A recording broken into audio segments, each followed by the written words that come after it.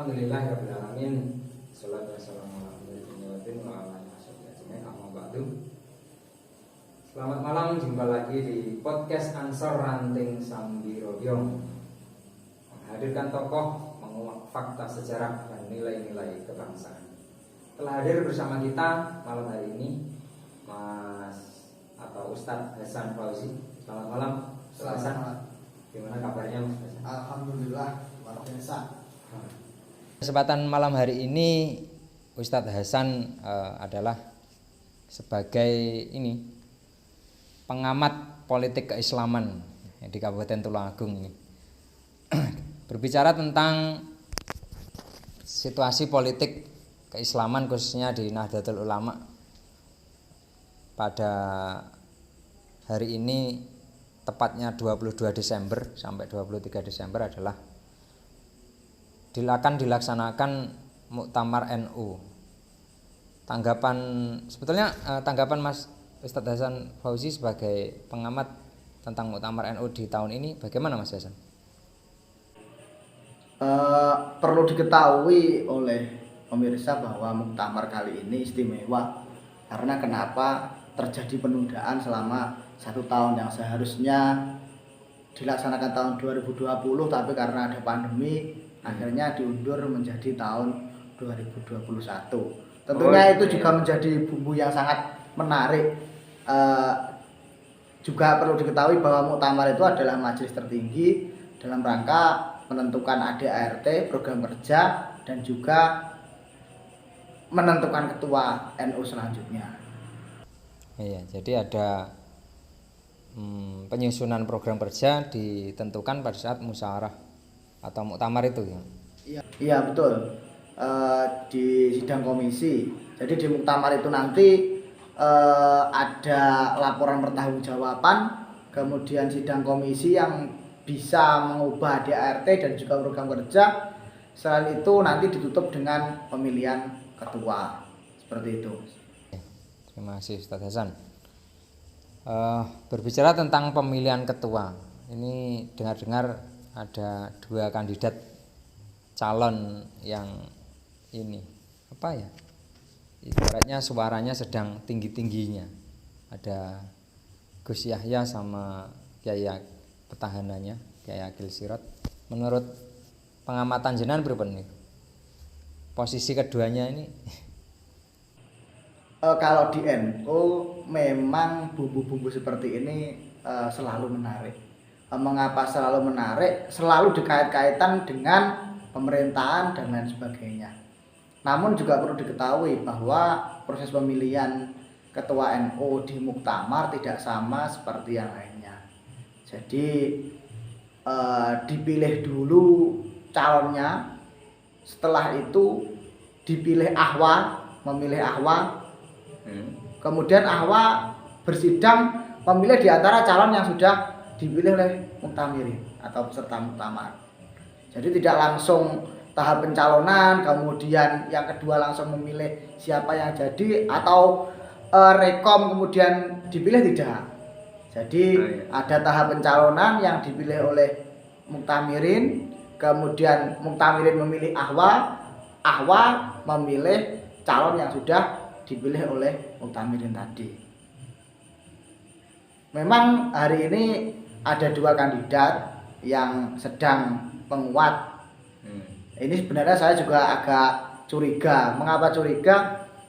Biasanya ini hanya bumbu saja agar muktamar ini memang semarak. Settingan. Iya, memang semarak. Karena kita ketahui bahwa di NU jelas sifat tawaduk diutamakan.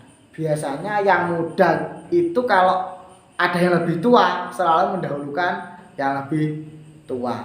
Ini yang sedang masih saya analisis apakah benar seperti itu, ini hanya bumbu, atau memang seperti yang dikatakan oleh salah satu pengurus PBNU bahwa PBNU dalam hal ketua tanfidiyah perlu adanya regenerasi. Karena memang dari segi usia Yai Said sendiri memang sudah pas jika memang naik ke Rois Am, itu juga dari segi usia juga sudah mumpuni.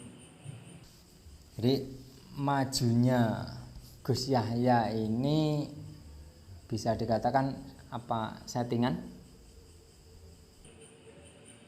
Itu yang sedang saya analisis, ini apakah settingan biar muktamar ini semarak atau memang betul-betul kita regenerasi. Tapi memang ya kalau intinya pasti di antara keduanya nanti misalkan terpilih ya tidak seperti pentas politik yang ada di luar ya atau yang lainnya, tidak, tapi tentunya pasti saling merangkul dan saling membutuhkan ya. Kita tahu bahwasanya NU ini salah satu organisasi Islam terbesar di Indonesia, bahkan di dunia mungkin ya, di dunia. Artinya sebagai ketua PBNU, ketua Tanfidiyah, itu adalah posisi yang sangat strategis entah itu di jenjang karirnya mau lanjut ke jenjang berikutnya. Sosok Gus Yahya itu kan juga merupakan kakak kandung dari Gus Yakut yang sekarang sedang menjabat sebagai Menteri Agama. Tentu kalau dianggap settingan, seandainya nggak settingan, ada nggak peluang untuk mengambil alih posisi jabatan sebagai ketua PBNU? Kalau Gus Yahya sendiri memang hari ini sedang naik daun.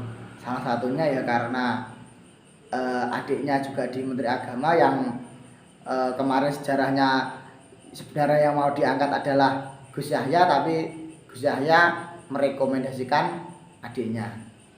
Dan sekarang juga beliau menjabat sebagai Watim Pres atau Dewan Pertimbangan Presiden.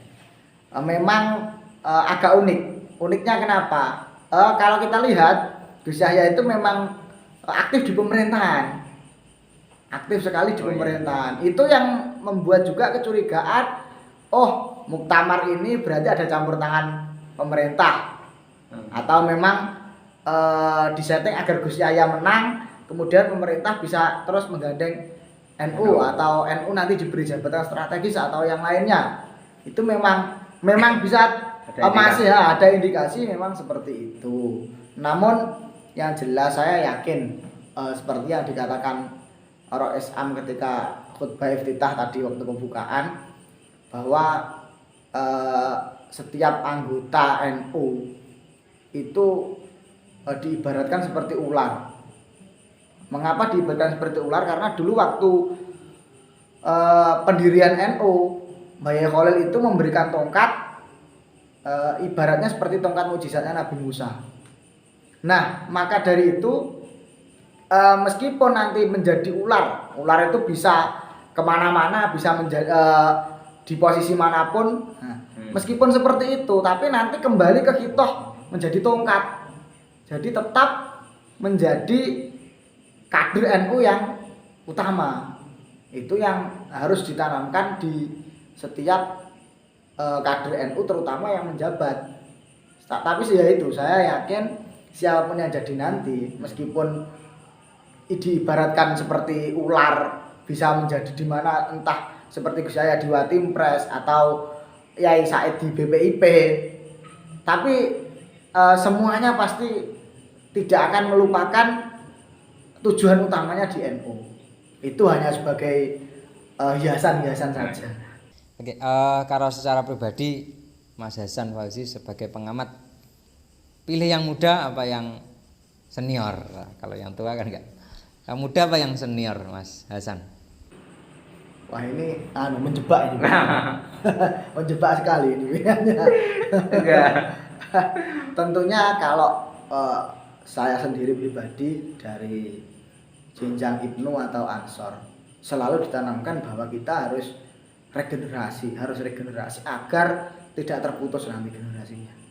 Nah, untuk itu ya karena Yai Said sendiri sudah 2 periode, ya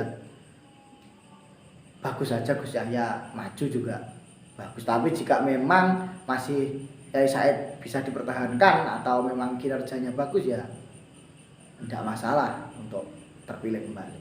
Seperti itu Mas. Oh ya, jadi yang muda apa yang muda?